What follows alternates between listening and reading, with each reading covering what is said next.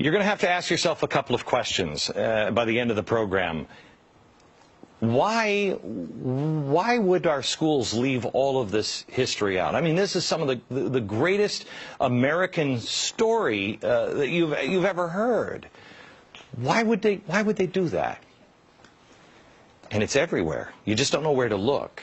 If you take a look at the revolutionary paintings of revolutionary times, here it is. This is the Boston Tea Party. A bunch of white guys, and these people strangely looking like Indians, and they're not.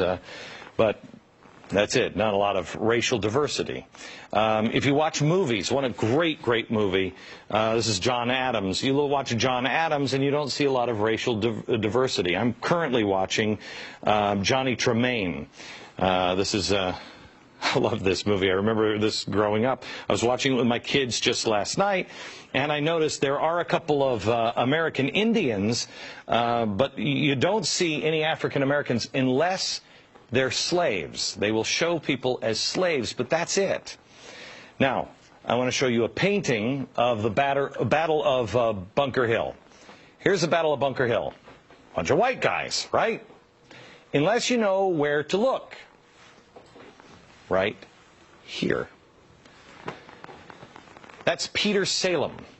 He was actually the hero of the battle. It doesn't look like he's a hero there. He looks like he's cowering behind the white guy with a sword. He was the hero of the battle. And he saved scores of American lives that day. Why don't we know this? Look here. African American. Helping row the boat across. You know what his name was? Prince Whipple. He fought alongside Washington during the Revolution.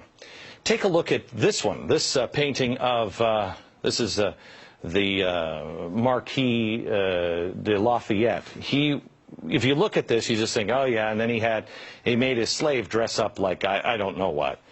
But that's what you would think, right? This guy is incredibly important. This guy may have won the Revolutionary War. James Armistead was his name. How did he win the Revolutionary War?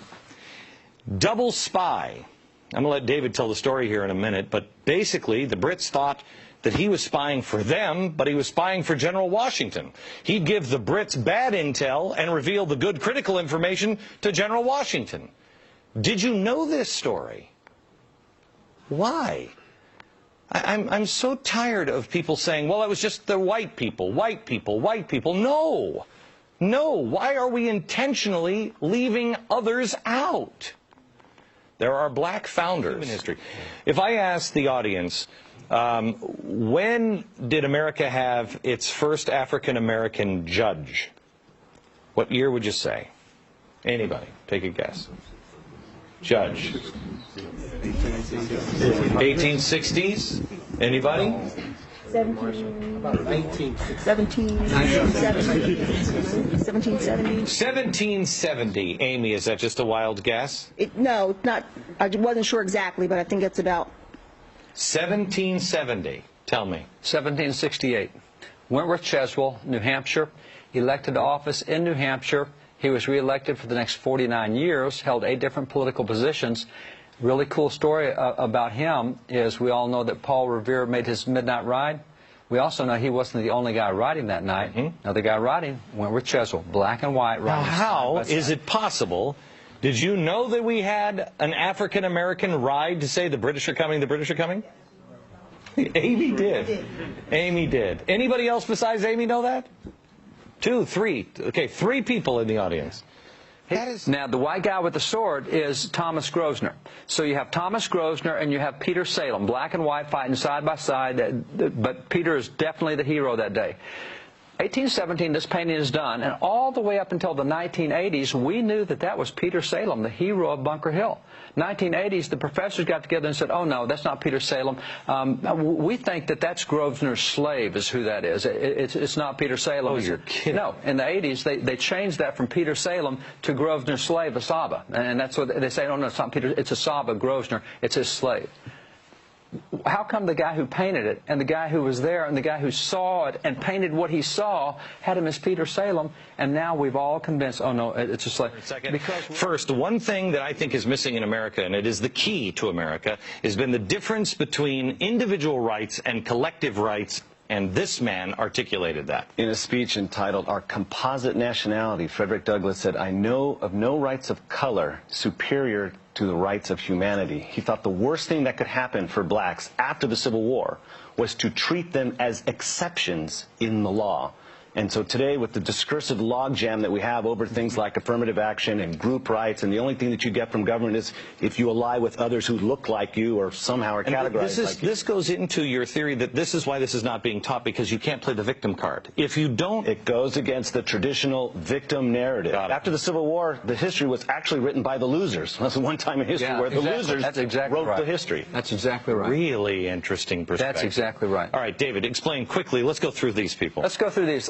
This guy right here, this is Lemuel Haynes. Lemuel Haynes is a soldier in the American Revolution. He is a black preacher. He's the first black preacher ordained in America that was a pastor of a white congregation in Vermont, Massachusetts, New York, several places. A black professor in black a preacher, white... That's right, in a white church. Yeah, black minister. Black minister in a white church in 4 different states. He was ordained in the Congregationalist denomination in 1785. He's the first black to receive a master's degree in America. He got that in 1804 from Middlebury College. So Lemuel Haynes, every year on Washington's birthday, he preached a special sermon about George Washington, his commander-in-chief, in all of his churches where he was. So we don't hear about Lemuel Haynes. This is Benjamin Banneker. I think he's the most brilliant scientist in American history. This guy, unbelievable what he did. He's the guy more so than Franklin? I would put Franklin and Banneker almost equal. Now, Franklin did a lot of inventions. This guy one time took a pocket watch. He taught himself how to read. He taught himself science. He wrote an almanac that 10 years ahead he was able to predict to the minute solar eclipses, lunar eclipses, 10 years before they happened. I mean, by watching the motion through a telescope, unbelievable what the guy did. He once took the back off a pocket watch, saw how it worked, went home and carved a wooden clock with all the gears, mainspring, and it was accurate to within 1 minute a year. A wooden clock the guy did. He's the guy who laid out Washington, D.C. He's the surveyor who did all that. He's a brilliant mathematician. Jefferson gave him... Never knew this. No. Jefferson gave him an example to France, said, hey, you guys in France think that blacks are inferior? Here's Benjamin Banneker. Okay, first, representatives, I asked, when did we have our first black Speaker of the House? When did we have the first Speaker of the House? 1789. When did we have our first black Speaker of the House? I bet most people would say never. Never. Except it was right here. Joseph Hayne Rainey. Joseph Hayne Rainey of South Carolina is first black to preside over the House of Representatives. These are the first 7 blacks elected to Congress. You have here Senator Hiram Rhodes Revels, the first black U.S. Senator elected. He was a minister of the gospel. He was a missionary. He worked with Frederick Douglass. He recruited 3 regiments of black soldiers in the Civil War, and he was a missionary to slaves in the South. You have here Benjamin Turner, Josiah Wall, the large. This guy right here is really cool. Robert Brown Elliott is probably the most brilliant guy of that era. He actually took on the vice president of the Confederacy in a debate on the floor and just tore his head off. The racist Alexander Stephens. It was a great debate. When did we turn? Were these guys proud Americans, or did they say this is the epitome of what we were just talking about. These were individual guys. Half of these guys taught themselves to read. Half of these guys were slaves, and 5 years later they're sitting in Congress. And as slaves, it was a capital offense to learn to read. So these guys in 5 years, and I'll guarantee you read their speeches and records of Congress, you better have a dictionary and a thesaurus in both hands, because you want to understand the language that it is so brilliant what these guys did. But were they there to say the white man is bad and the America is bad? No. And these guys were Richard Allen. Let me go back here. Richard Allen had been in slavery. Richard Allen was in slavery, and he held no bitterness at all. He says, God would not allow bitterness even in Joseph when he was in prison. Do you think God will allow it in us? He said, we can't have bitterness. He said, by the way, there were some whites who held us in slavery, but it's whites who are working for our freedom. I mean, these guys had no bitterness. They wouldn't allow it.